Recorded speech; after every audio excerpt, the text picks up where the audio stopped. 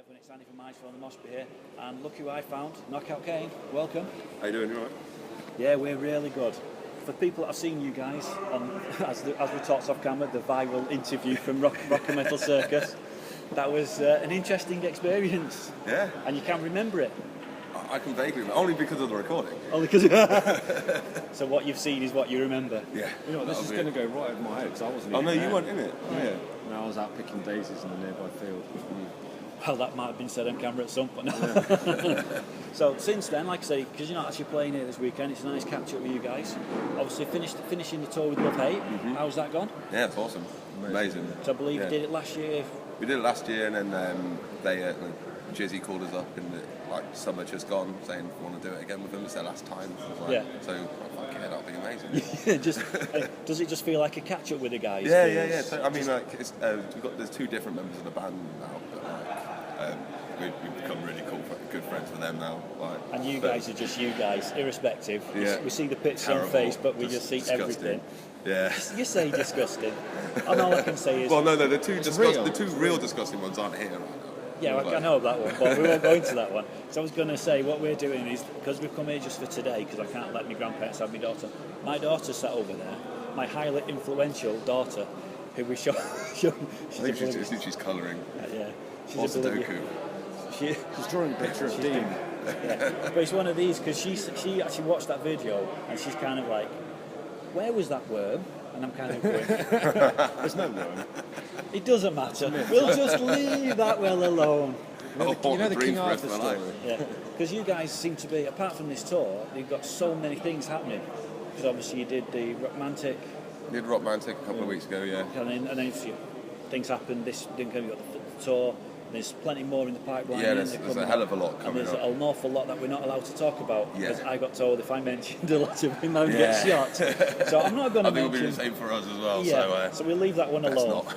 Let's bring out the whiskey, we'll be fine then. I mean, we got, obviously, that was the last time we saw you guys, with our first experience of you guys, and then we got the album, and it just was right up our street with the way it's just a hard rock edge, just awesome. Are you guys writing new material, ready for a new album coming up? That's our key focus now, is writing the new... We've already written about 6 songs for the new album. Yeah. We've been on the tour. We've been debuting a couple of songs off the new record. Our boxes we've been playing, which is a slightly different take on what. Yeah, it sounds like the next record is going to be a hell of a lot different, I think. Right. New musical direction. Well, not completely, but it's still you guys guitars playing and drums and singing. But is it kind of altering from the hard rock-esque kind of? Oh, yeah. It's still rooted in that area, but it's just. I mean, it's evolved. Since we wrote House of Sins, we've been getting a lot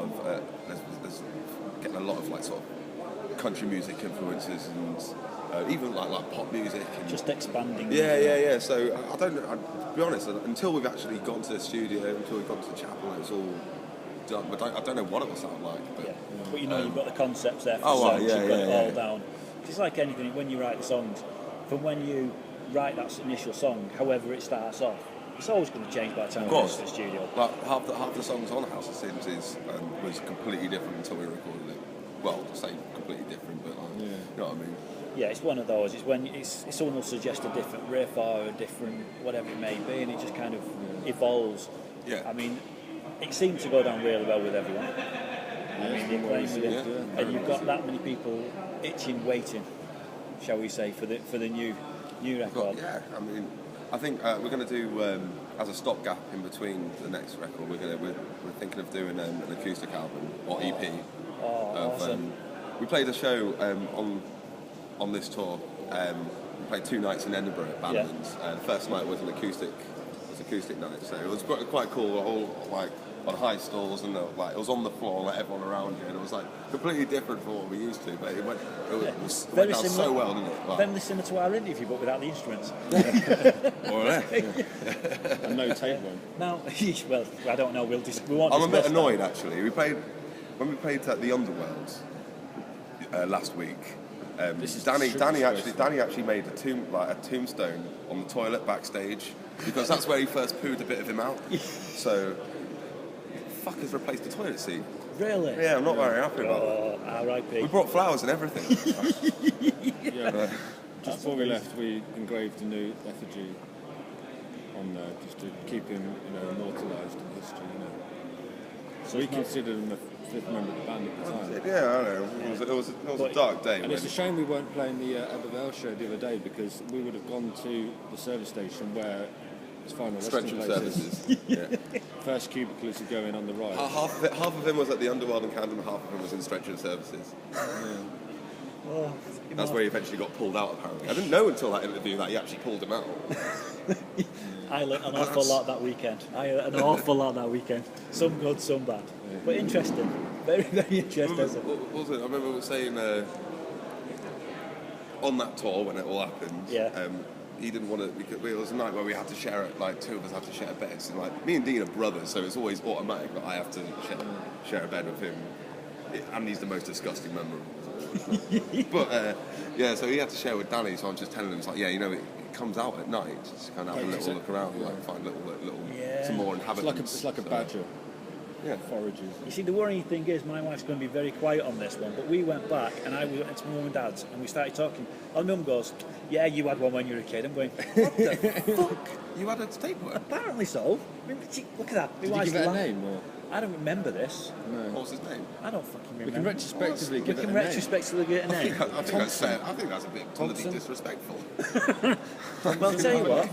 It's got unmarked grave. I'll tell you what, we'll do a deal. Whatever that we can give it as a male name. If the baby's a boy, we'll call the baby in September. We'll call it the name of the tapeworm. Ollie. Look at it. Ollie. Ollie. Baby Ollie.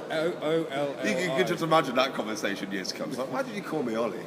Yeah. Well, that was his. I'll show you the interview. Well, it all started with a blue steak from Tesco that went horribly wrong. I think I'd rather be a mistake than be named after a tapeworm. Yeah. Not saying that's a mistake, obviously. Yeah. Or is that? Yeah. I'll shut up now. It's going the same way again.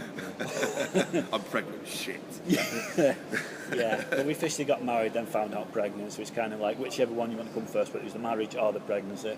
We won't go down that road. Yeah, that's better. That's not it. Yeah. So what's it like then being crew for a night? Is it a strange sensation? I'll say crew. Well, we're not going to do any work. No, but well, I've promised to be Christian's guitar tech, and. Bollocks.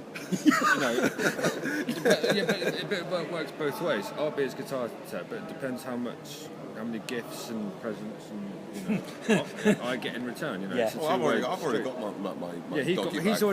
got a. You remember, like, you get like a party bag when you're a kid, and it had like a key ring and stuff.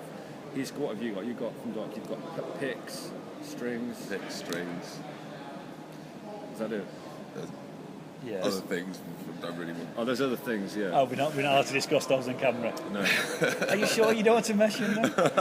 We should have done this interview in like a few hours' time after a few more drinks. Then we'd have got the full My dad story. might be watching.